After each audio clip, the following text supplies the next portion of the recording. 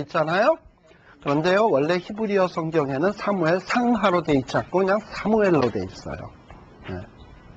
그러니까 사무엘 상하가 한 권으로 돼 있다는 얘기야. 그러니까 우리가 책을 읽을 땐 말이죠, 이렇게 한 권으로 돼 있는 책은 이 한 권으로 되어 있는 상태에서 이렇게 읽어야 돼. 왜냐하면 처음과 끝이 사무엘 한 거야. 그러니까 처음은 사무엘 상인 거고, 그러니까 처음과 끝을 같이 연결해서 두면서 읽어야 사무엘을 제대로 읽을 수 있다는 말이에요.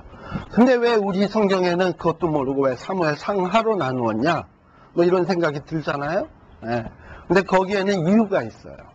원래요, 이 사무엘 상하로 나누게 되어진 것은 원래부터 그런 것이 아니라 기독교 초창기, 원래 사무엘서는 벌써 BC 시대에 되어진 거잖아. 그런데 상하로 나누어지게 된 거는 언제 그랬냐? AD 시대, 초대교회 지나서 이 초대 기독교 시대에 이루어지게 된 거예요. 특히 이 70인경에서부터 그런 일이 발생이 되기 시작해요. 70인경은 BC 2세기인데 이때서부터 이런 구분이 나타나기 시작했어요. 70인경에는 이 사무엘서와 열왕기서를 뭐라고 부르느냐 하면 왕국기로 분류를 해요. 그래서 사무엘 상을 제1왕국기, 사무엘 하를 제2왕국기, 열왕기 상을 제3왕국기, 열왕기 하를 제4왕국기. 그래서 왕국기의 제일 첫 번째, 두 번째 책이 사무엘서로 분류를 해요. 근데 이게 라틴어로 된 그 벌게이트라고 하는 카톨릭에서 그 신부들이 사용하는 성경 있잖아요. 거기에도 역시 이렇게 왕국기식으로 4개로 구분이 되어 있어요.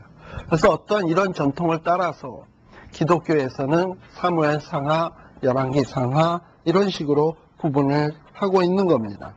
그런데 원래는 한 권으로 되어 있다라는 것을 여러분들이 기억하시면 되겠고, 그 다음에 우리가 어떤 성경책을 읽을 때는 누가 썼는지, 언제 썼는지 이런 거를 알고 읽어야 된다 그랬잖아요. 근데 이 사무엘서를 누가 썼느냐, 참 어려운 문제 중에 하나예요. 왜냐하면 사무엘서 1장에서부터 마지막까지 어느 부분을 봐도 이 책은 누가 썼다, 1900 몇 년, 1900 몇 년이 아니다, 몇 년 몇 월 몇 월 며칠 누구누구 쓴, 이렇게 돼 있다면 얼마나 좋아. 근데 그런 게 없어. 사무엘이 썼다라고 되어 있는 내용이 없어요.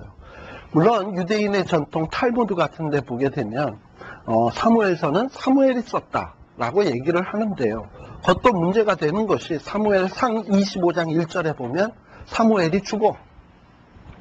사무엘상 25장 1절에 죽으면 이제 사무엘 상에서 죽었는데 사무엘 하는 어떻게 할 거야? 그렇잖아요? 사무엘 하는 누가 쓴 거냐 말이지.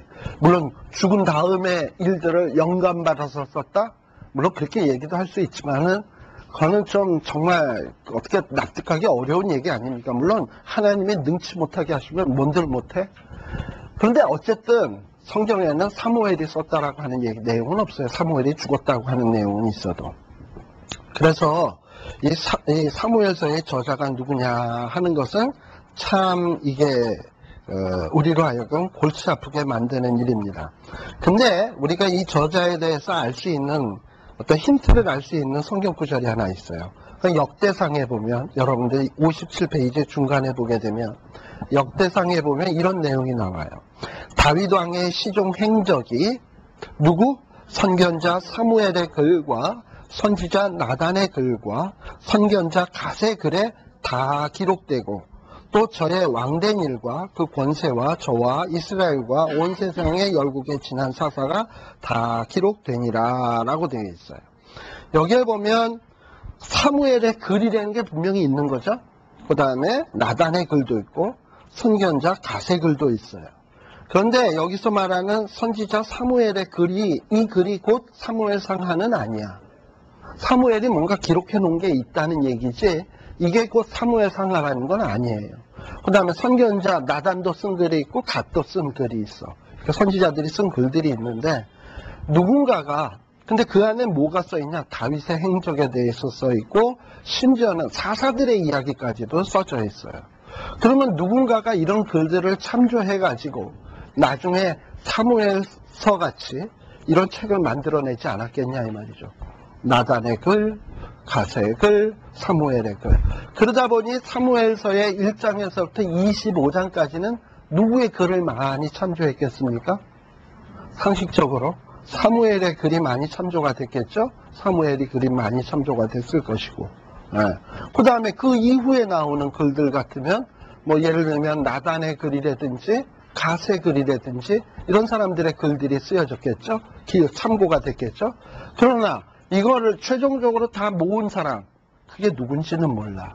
그러나 한 가지 우리들이 중요하게 생각해야 될 점은 뭐냐면 최종적으로 이렇게 마무리 지은 사람은 누군지는 몰라도 그 마무리를 짓게 하는 과정 속에 역사하신 분은 알아. 그게 누구냐 하면 우리 하나님이라는 거예요. 그래서 모든 성경은 하나님의 감동으로 된 것으로 이렇게 돼 있잖아요. 우리 하나님이 그런 오늘날의 성경으로 이렇게 기록되게 하시고 오늘날까지 보존케 하신 그 최고의 공헌이 있다면 그건 바로 우리 하나님이에요. 그렇다면 우리 하나님께서는 왜 굳이 성경 속에 인간 기록자들의 이 이름이 들어가지 않도록 했나? 거기에는 뜻이 있는 것 같아요. 일부러 인간은 감추시고 하나님이 드러나고자. 그러니까 이 책은 하나님의 말씀이지 인간 누구의 글이 아니다라는 거죠. 그러니까 굳이 인간에 대해서 저자로 이렇게 밝히고 싶지가 않은 거예요. 그리고 아마 인간 저자들도 자기네들이 스스로 감췄는지도 모르겠어요. 그래서 그만큼 인간 저자가 확실치 않다라고 하는 것은 하나님이 저자다라는 것을 어떻게 보면 더 강조하는 내용일 수도 있다라는 것을 생각할 수 있습니다. 그런데요, 이 사무엘서가요, 이 자유주의자들에게 있어서 굉장히 논란이 많이 되는 글입니다. 그래서 여기 57페이지에 보면은 어떤 비평적인 접근이다라고 얘기했잖아요. 어떤 이런 자유주의자들은 말이죠. 이 사무엘서가 최종적인 형태로 이루어지게 될 때 두 개의 자료층에서 왔다고 생각을 해요. 두 개의 자료층이라고 하면은 뭐냐 하면 한 개의 자료는 뭐냐 하면 이 왕의 제도를 찬성하는 입장에서 쓴 글이 있고 누군가가 그걸 썼고 그걸 A라 그럽시다. 그 다음에 어떤 글은 왕의 제도를 반대하는 입장에서 쓴 글이 있어요. 근데 이 둘을 짬뽕해서 되어진 게 사무엘서다라고 얘기를 하는 거예요. 특히 이 왕정제도를 찬성하는 입장의 글은 훨씬 더 먼저 쓰여졌다고 생각을 해요. 누가? 자유주의자들. 이게 지금 제 얘기가 아니고 우리 입장의 얘기가 아니에요. 자유주의자들의 입장이에요. 그래서 더 먼저 쓰여졌기 때문에 역사적인 가치가 높다고 얘기를 해요. 여러분들 아시다시피 어떤 사건이 벌어졌어요? 그러면 이 사건에 대해서 제일 먼저 기록한 게 정확하겠습니까? 제일 나중에 쓴 게 정확하게요? 네? 제일 나중에? 먼저 쓴 게 정확하겠죠. 그러니까 예를 들면 사무엘 시대에 일들이 생겼는데 왕정 제도를 좋아하는 사람이 먼저 썼어. 그래서 먼저 써가지고 이런 시기에 써가지고 먼저 얘기했었으니까 역사적으로 더 그런 자료를 가치 있다고 자유주의자들은 그렇게 생각을 해요. 그리고 왕정 제도를 반대하는 글들은 후대에 쓰여졌다는 거예요. 왜 그러냐 하면 여러분들 나중에 구약의 이 선지서에 들어가게 되면 이 선지자들은요 왕하고 굉장히 대립되는 게 많아. 아시다시피 여러분들 엘리야나 엘리사 같은 경우에도 보게 되면 물론 선지자들이 왕을 돕기도 합니다만은 어떨 때 보면 왕들에 대해서 굉장히 비판적이잖아요. 엘리야도 아합 왕에게 그랬고, 물론 그 시대에 왕들이 악했으니까 그렇지. 그래가지고 자유주의자들은 이런 왕정 제도를 비판하는 운동은 선지자 시대에서 발생된 거기 때문에 굉장히 늦게 만들어진 자료다라고 생각을 합니다. 그래서 이런 것이 두 개가 합쳐져가지고 오늘날의 사무엘서로 됐다라고 얘기를 하는데요. 이거는 하나의 이게 추측이고 가설이지 이것을 증명할 수 있는 길은 없어요. 증명할 길이 없어. 그런데요, 우리가 잘 알다시피 우리들이 이거의 문제점은 뭐가 있냐 하면 예를 들면 자 그래 그러면 왕의 제도를 찬성하는 게 이른식이다? 근데 왕에 대해서 반대하는 어떤 내용의 글도 이 사무엘보다도 더 앞선 이른 시기에도 있었는데, 예를 들면 그때가 언제냐? 기드온 시대. 기억나시죠? 기드온 때 같으면 기드온이 전쟁에서 승리하고 나니까 백성들이 와가지고 당신이 우리의 왕이 됐었어 했는데, 기드온은 뭐라 그럽니까? 난 너희들의 왕이 될 수 없다. 결국 누가 왕이어야 된다는 거죠? 하나님이 왕이어야 된다. 사사기는 그러면 무슨 책이야? 결국은 친왕조적 책이에요? 반왕조적 책이에요? 반인간 왕조적 책. 그러니까 인간 왕에 대해서 반대하는 입장의 책이잖아. 그럼 반왕조적 책은 후대에 기록된 거라는데, 사사시대의 사사기도 어떻게 보면 반왕조적 책인데, 그러니까는 뭐 친왕조적 책, 반왕조적 책의 이른 시기다, 늦은 시기다 얘기하는 것도 타당성이 없거니와, 그것이 합쳐졌는지 안 합쳐졌는지 그것도 알 길이 없고, 그러나 우리가 하나 분명하게 아는 것은, 이런 거는 우리가 충분히 추측할 수 있어요. 사무엘서의 최종적인 편집자가, 최종적인 이 글의 책임자가 여러 가지 자료들을 종합했을 수는 있다. 예를 들면 여러분들이 누가복음 1장 1에서 3절까지 보게 되면, 누가가 데오빌로 각하에게 편지를 써서 보낼 때, 누가복음을 써서 보낼 때, 내가 이전에 예수의 행적에 대해서 쓴 것들 많이 봤다. 그리고 나도 처음 근원서부터 다 더듬어 봤다.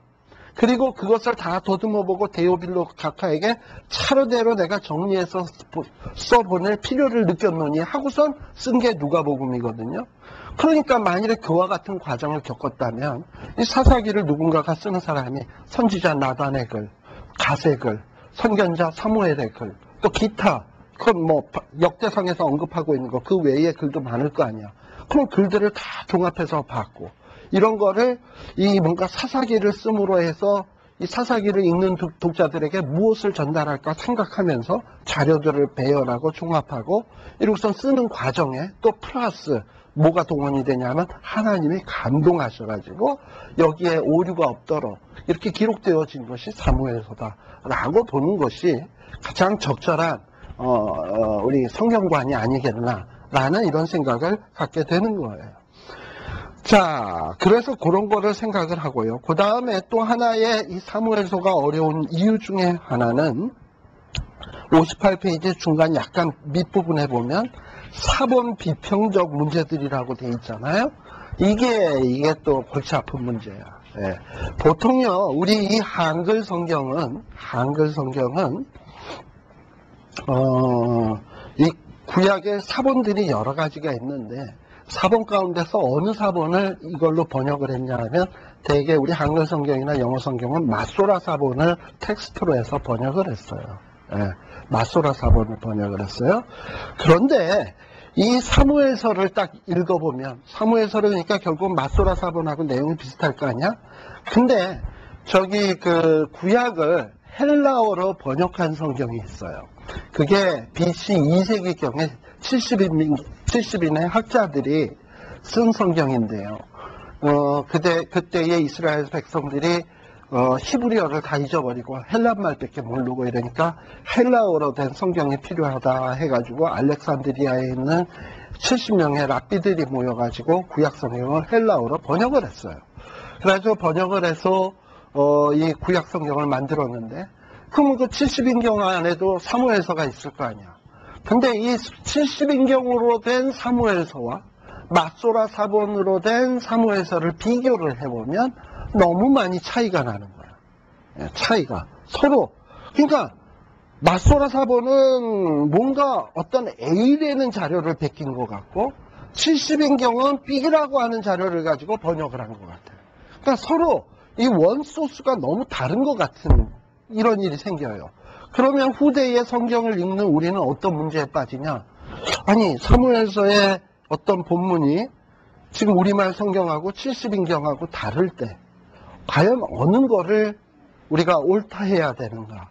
참 이게 어려운 문제 중에 하나예요. 왜냐하면 70인경 같은 경우에는 누가 굉장히 이것을 가치 있다고 인정을 했냐면, 초대교회의 제자들, 사도 바울, 베드로, 뭐 이런 사람들, 요한, 또는 초대 교부들, 폴리가, 뭐 이그나티우스, 뭐 파피아스 뭐 이런 사람들은 굉장히 70인경들을 다 좋아했어요. 굉장히 권위 있게 생각을 했고, 그리고 70인경도 굉장히 신학적으로 중요한 책임에는 틀림이 없어요.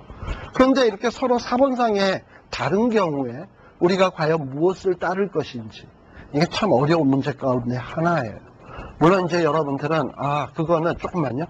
그거는 지금 뭐 나랑 별로 관계없는 일이다, 뭐 이렇게 생각하실지 모르겠지만, 여러분들이 이제 여기 MDB를 졸업하고 THM하고 뭐 더 공부를 하신다 그런다면 이 사무에서를 볼 때 이 사본의 비평 문제가 굉장히 복잡한 문제겠구나 라는 거는 알고는 있으셔야 돼. 그래야지 나중에 사무에서에 대한 주석에 대해서 거의 70인경이 어쩌니 마소로 사본이 어쩌니 이러고 얘기할 때 사무에서가 그런 문제가 있다더니 여기에서 이렇게 얘기가 복잡하게 나오는구나 라는 것을 캐치할 수 있게 되는 겁니다. 자, 말씀하세요.